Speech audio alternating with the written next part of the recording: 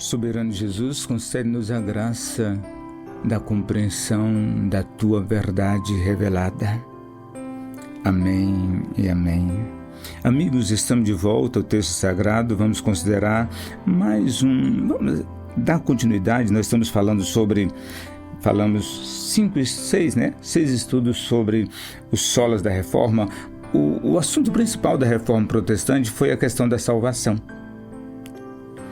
E isso é algo muito, mas muito importante mesmo. A nossa eternidade depende disso, não é verdade? Mas eu temo que hoje nos preocupemos pouco sobre a salvação. E nós devemos estar preocupados e interessados nessa verdade. A verdade revelada na Palavra de Deus. Não podemos achar que a verdade é relativa, cada um tem a sua. A Bíblia não muda, sobre hipótese alguma, ela continua firme. Não podemos agir como agiu Pilatos. Pilatos perguntou para Jesus o que é a verdade e não esperou a resposta, ele saiu, virou as costas. Não podemos agir assim. Sobre hipótese alguma, precisamos nos voltar à palavra e procurar a verdade. Jesus Cristo diz: santifica-os na verdade, a tua palavra é a verdade. A verdade é a palavra de Deus, a revelação divina. Nós queremos saber sobre a salvação, é na Escritura Sagrada que vamos encontrar essa verdade. Amém? Que Deus possa abençoar a cada um de nós nessa ocasião. Vamos dar ao estudo de hoje o seguinte tema: graça, a mão que nos alcançou.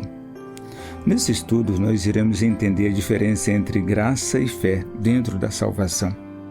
Haveremos de aprender que a graça é a causa, a fé é o meio, e nada começa no homem. Haveremos de ver que a salvação como obra completa de Elohim, de Deus, do início ao fim.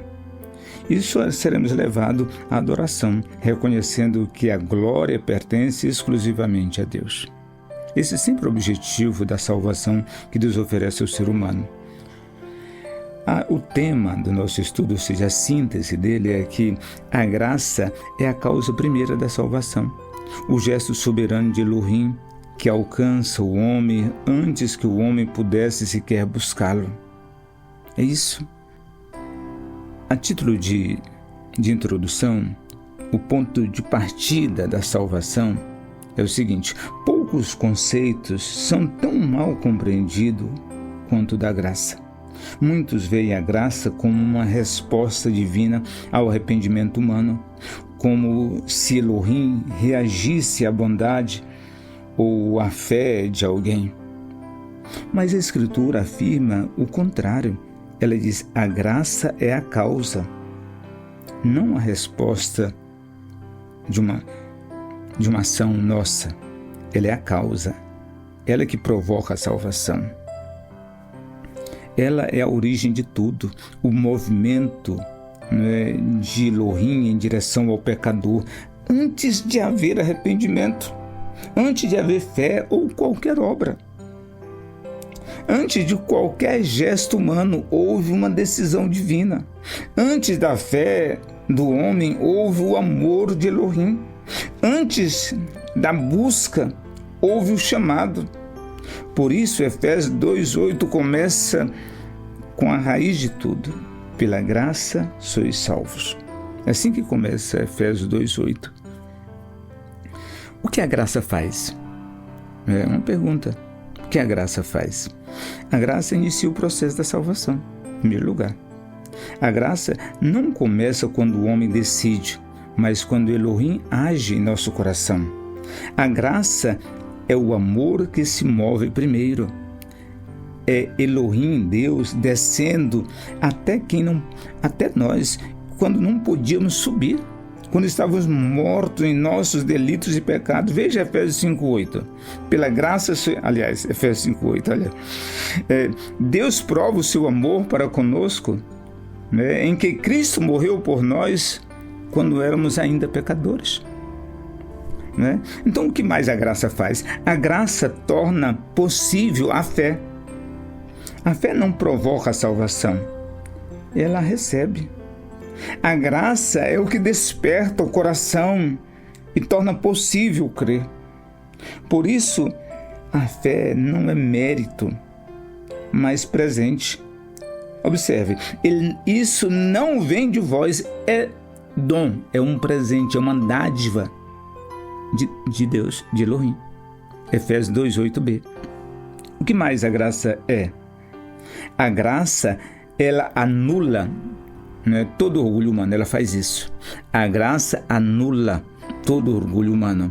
A graça coloca Elohim, Deus, no centro e o homem prostrado aos pés da cruz. Não há glória compartilhada. Deus não divide a sua glória com ninguém, disse Isaías, não foi? Nenhuma parte da salvação pode ser reivindicada pelo homem. E é por isso que Paulo conclui: não vem das obras para que ninguém se glorie. Ninguém vai poder bater no peito e dizer: eu cheguei aqui, estou na presença de Deus por toda uma eternidade, porque eu fiz por merecer, porque eu fiz perto. Não. É Deus quem faz a salvação. É Deus quem salva, né? Então, do Senhor, diz Jonas 2:9, do Senhor vem a salvação, né? Do Senhor é a salvação. Uma reflexão teológica, né? Observe, o dom que precede o dom. Toda salvação é dádiva. O dom, qual é o dom que precede o dom? É a graça. E qual é o dom final? É a fé, né? Então, a graça é anterior à fé. A graça é um dom, a fé também é um dom. É a ação de Elohim que prepara o coração, desperta a mente e concede o arrependimento. O arrependimento também é um dom. Sem graça não haveria fé. Sem fé não haveria salvação. E sem salvação não haveria boas obras. Por isso nós dizemos: a graça é o todo da salvação. A fé é o meio pelo qual o todo nos alcança. E as obras são o resultado visível de termos sido alcançados. Entende? A graça não é licença para pecar, mas o poder concedido por Deus para mudar a nossa vida, para transformar. O Evangelho é o poder de Deus. Não é isso que diz? Romanos capítulo 1, versículo 16 e 17. Não é uma desculpa, é a libertação. A graça é o ambiente em que a fé respira e a santidade floresce. É isso. Observe o que disseram alguns teólogos ao longo da história da igreja. A graça de Elohim tem sido, ao longo dos séculos, tem sido o coração pulsante da fé cristã. Em todas as eras, cada geração de teólogos e reformadores, homens de Deus ao longo da história, ao olhar para o texto sagrado, ouviu o mesmo eco, a mesma voz. A salvação começa em Deus e não no homem. Observe, o primeiro deles, Santo Agostinho, no século IV depois de Cristo. Foi um dos primeiros a formular isso com precisão.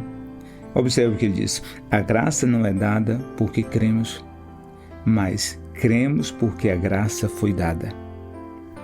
Para Agostinho, o arrependimento, a fé, não são a causa da graça. Elas são os efeitos, o resultado da graça. A iniciativa é sempre divina e a resposta humana é sempre fruto da iniciativa divina, ou seja, da misericórdia de Deus. Séculos depois, Martinho Lutero redescobriu essa mesma verdade no calor da reforma.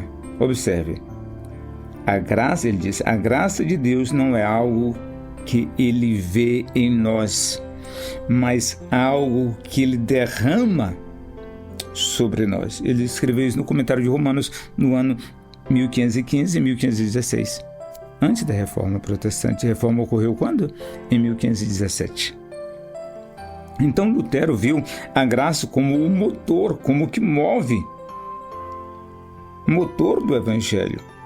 Não um favor condicionado, mas um ato soberano. A reforma começa quando ele entendeu que a justiça de Deus era a justiça concedida, não exigida. É Deus quem concede a justiça. O homem é justificado, considerado justo, porque o próprio Deus imputa, coloca sobre nós a sua própria justiça. Isso é impressionante. João Calvino ele foi além, mostrando a graça como um sistema completo que inclui a fé, o arrependimento e a perseverança.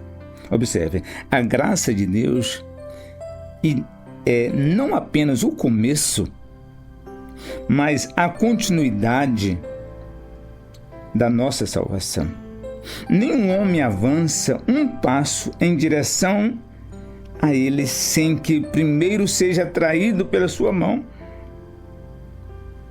Então, Calvino viu a graça como moldura invisível de toda a história da redenção, da eleição à glorificação, de uma eternidade a outra. É Deus quem faz. Jonathan Edwards escreveu no século XVIII, ele resumiu assim, a mesma ideia, com profundidade espiritual que só ele tinha. Por exemplo, a graça é a beleza de Deus comunicada à alma do homem. Escreveu isso em 1746. Para Edwards, a graça não apenas perdoa, ela transforma. Ela é a comunicação do próprio caráter de Elohim ao regenerado. No século XX, Martin Lloyd-Jones reacendeu o mesmo fogo. Ele disse: a graça não é uma doutrina, é uma pessoa. É Deus em Cristo vindo ao nosso encontro quando não merecíamos. Ele via a graça não como um conceito, mas como presença. O próprio Cristo operando em nós o querer e o realizar. E R.C. Sproul, ele conclui dizendo da seguinte forma: se você traz algo à mesa da salvação, não é graça. A graça é 100% de Deus ou não é graça. Então essas vozes separadas por séculos, elas entoam a mesma melodia. A graça é a mão de Elohim que se estende até a quem jamais conseguiria alcançá-la. Ela é a causa da fé, o motivo da esperança e o sustento da perseverança. A graça é o início de tudo. O homem não colabora, é alcançado pela graça, é alcançado por Deus. A título de conclusão, deixe dizer a você o seguinte: tudo começa e termina com Deus. Tudo começa e termina com Elohim. A salvação é uma obra completa e unilateral de Elohim. Ele toma a iniciativa, ele começa, ele faz, ele executa, ele conclui. O homem não a inicia, não a sustenta, não a aperfeiçoa, apenas recebe a salvação. A graça é a mão que nos alcança. A fé é a mão que se estende e as obras são o brilho que dá nova vida. Tudo vem dele, passa por ele e volta para ele. Não é isso que diz a Escritura? Porque dele, por ele e para ele são todas as coisas. A ele seja glória para sempre. Amém. Romanos 11:36. Amém? Deus abençoe poderosamente a sua vida. É a minha oração. Amém e amém.